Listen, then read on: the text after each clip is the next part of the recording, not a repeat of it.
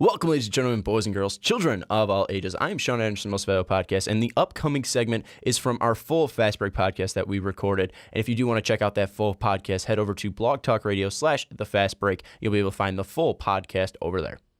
We're going to move on into our next topic, and we are moving over into the Western Conference playoffs. We'll stay in the West, going to the playoff scene, and what we're going to focus on is something we don't usually do here on the Fast Break, Dave. Usually, we're talking about the top teams in the conferences. It gets boring, though, you know? Who's going to make the playoffs? Well, now we're talking about those teams that might not make the playoffs. And the three we're going to focus on in this one are the Dallas Mavericks. They have been on what Ricky Widmer would say is a roly roll, as well as the Portland Trail Blazers, a half game above them in the playoff race right now, and then sitting pretty at the 8th spot at 22 games back, a game above Portland, game and a half above the Mavs, the Denver Nuggets. So I'm just going to throw it to you, Dave. You can take it wherever you want. Here is the question for you.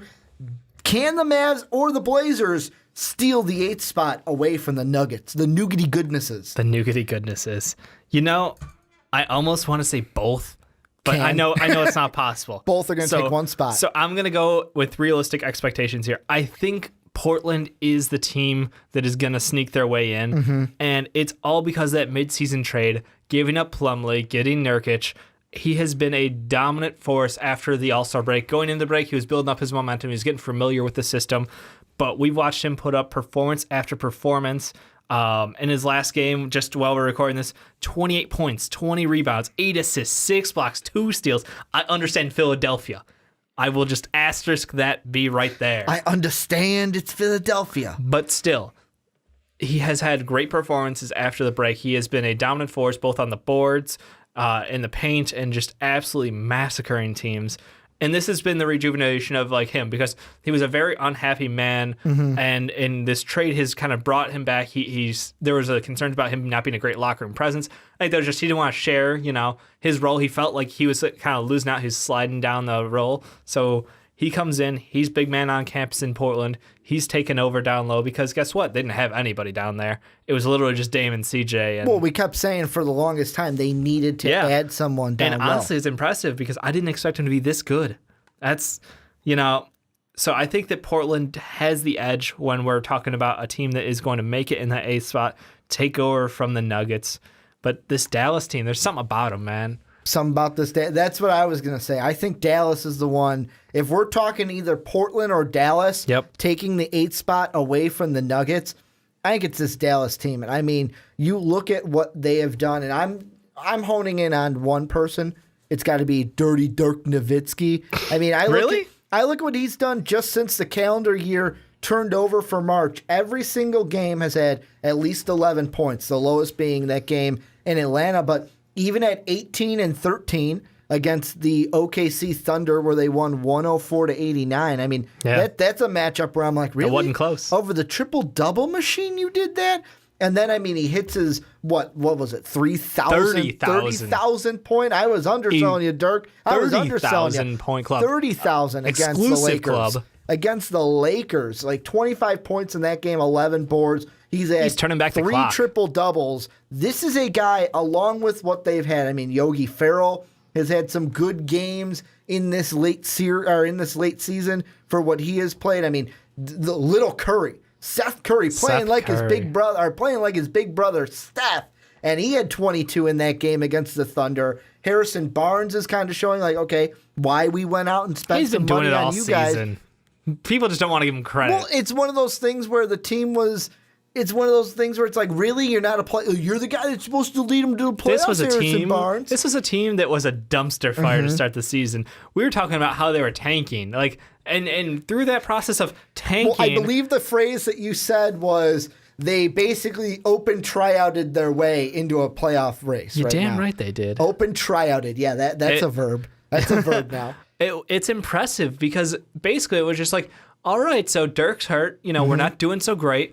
Let's just see what we got. Let's see what's in the league. Let's test our options out there. And they gave guys like Seth Curry, who previously didn't have a ton of play time. Now he is just absolutely killing it. He's outperforming Big Bro right now. I know it's just a temporary window of time to look at, but hey, he's balling out. He's balling out. And then you got Yogi Ferrell, who was let go by the Nets. They didn't need him. And happily, this Mavericks team has embraced him. Just kind of and he has been phenomenal for them. So picking up Seth and Yogi, awesome turnaround. And then with the acquisition of Nerlens Noel, you got to love that a mid-season rebuild with a bunch of leftover pieces from other teams, and they're looking pretty. They're absolutely looking like they're going to turn out to be something special going forward. My only concern here is it's like, and I am no disrespect, but Dorian Finney-Smith. I was going to bring him up if you weren't. Yeah.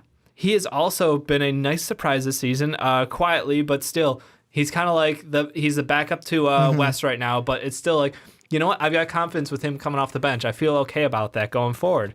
So, all in all, this Mavericks team, interesting. I'm going to leave them in the spooky category. They're not quite a playoff contender, but I really enjoy watching them going forward, and I think that in the coming years, they're going to need to add a little bit more. Well, and the thing I look at is I'm looking at their schedule really until the end of the year. All right, lay it on me. I look for most of them. Let's see, how many games will they have just to end up the season? 1, 2, 3, 4, 5, 6, 7, 8, 9, 10, 11, 12, 13, 14, 15, 16, 17, 18 games to end the season. There you go, guys. He just got 18 for you. Out of the 18, Toronto, Washington, Golden State, Clippers, Toronto again, and then Milwaukee and the Clippers and the Spurs. That's 8 of them. 8 of 10 are against, okay, you could lose those games. Those are high playoff teams. 8 the of rest 18, of them, so yeah, you got 10 to go. You can go 10 and 18 here. 10 and 8. And be Numbers are 10 hard. and 8. You could be sitting pretty if you win 10 of the 18 because there are games coming up that they have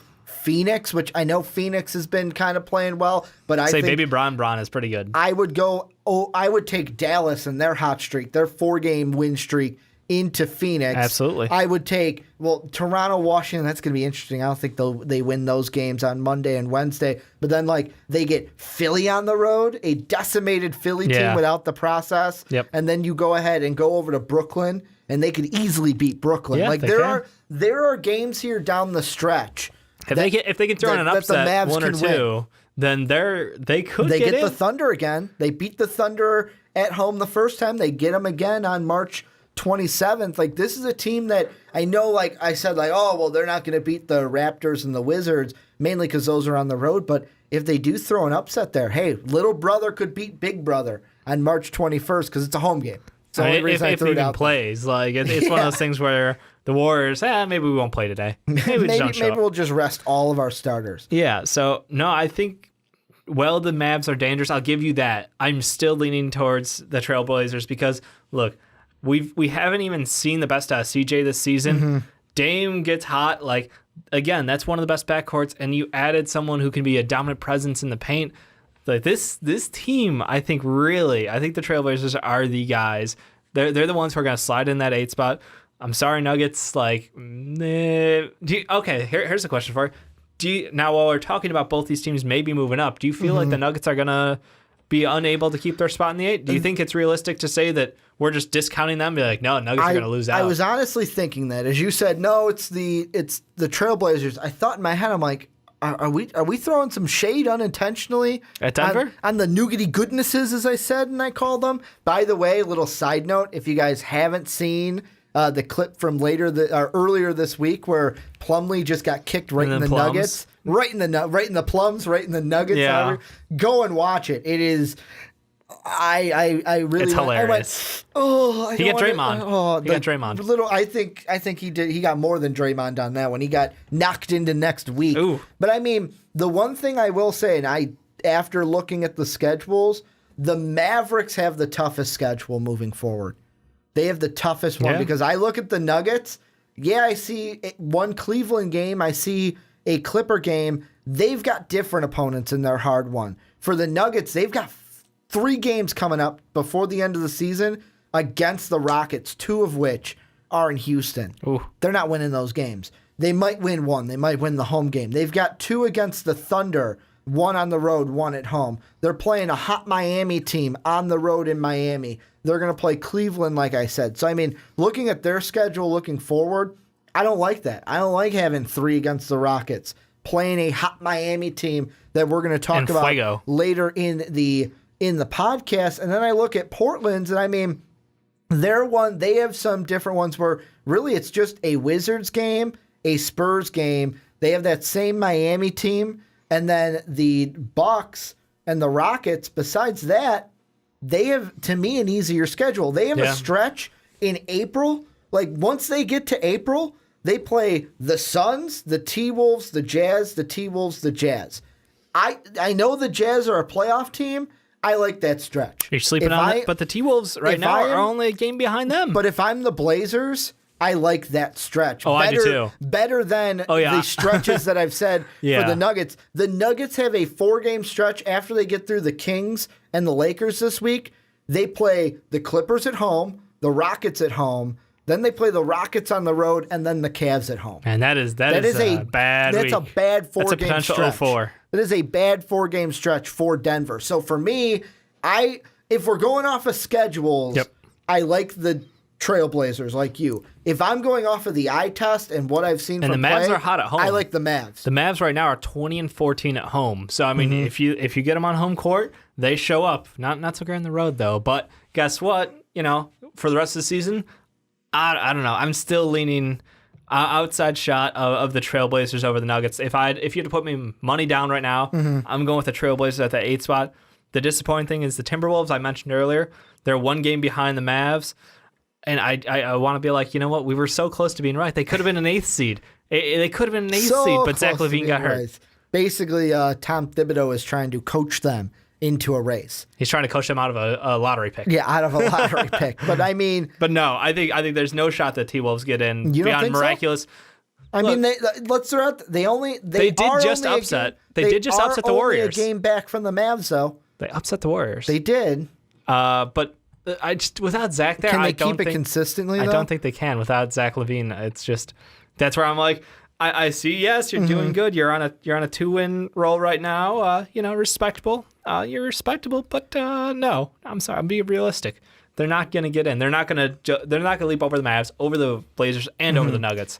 That's too much asking. I think it's the Trailblazers, and I think it's theirs to lose. I think they're going to be one of the hottest teams going into the playoffs, which should make for a really interesting first-round matchup. I think this is what I'm looking at. And I'm looking at the schedules right now. Yep. When it comes down to Dallas and Denver, I think that with them two, it's going to come down to the last 3 games, mainly because of Denver's side. Sell me on this race to the Because, line. I mean, Dallas in their last 3, at Phoenix, home against Denver, at Memphis. So it's not the hardest of schedules. I mean, you get that one head-to-head. Memphis is your real has hard been sliding, game. too. And then you get Phoenix, a Phoenix team at that point that is pretty much out of the race altogether. Well, they're they're pretty racing much out for of the race. they're racing for a lottery pick. Yeah, so they might want to just tank that game, increase potential. their Their odds, lottery yeah. hopes. The last 3 for Denver, home against OKC, on the road against Denver, then they got to go to OKC. So they play the Thunder twice, the Mavericks once. Really what it's going to come down to for Denver, Dallas, those last 3, Yep.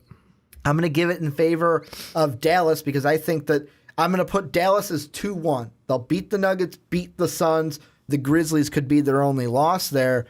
For the Nuggets, could be maybe 1-2. And split the Thunder, win home, lose away, lose to Dallas on the road because that game is in Dallas. And then really it's going to come down to, at that point, how does Portland do that stretch of Phoenix, T-Wolves, Jazz, T-Wolves, Jazz, where they're switching off Minnesota, Utah?